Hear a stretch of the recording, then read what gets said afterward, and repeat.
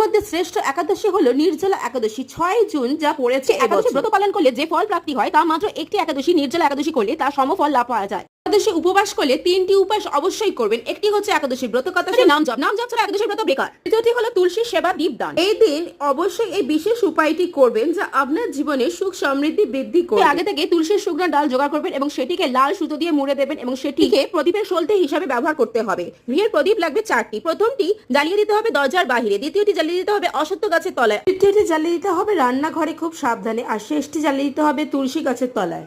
একাদশীর দিন সন্ধ্যা বেলাতে আপনার সমৃদ্ধি বৈভব ঐশ্বর্য আসবে। আপনার মান সম্মান পদ প্রতিষ্ঠা বৃদ্ধি প্রাপ্তি শুরু হয়ে যাবে। নির্জলা একাদশী হচ্ছে সব থেকে শ্রেষ্ঠ একাদশী। আর জল ত্যাগ করা খুবই ভালো, তবে তা যদি না পারেন তাহলে 12টার পর পূজা শেষ করে বর্জন করে সাত্বিক আহার গ্রহণ করতে পারেন। শ্রী বিষ্ণুই পারেন সারা ব্রহ্মাণ্ডকে রক্ষা করতে, আপনার জীবনের সকল দুঃখ কষ্টকে দূর করতে। চ্যানেলটিকে সাবস্ক্রাইব করে পাশে থাকুন।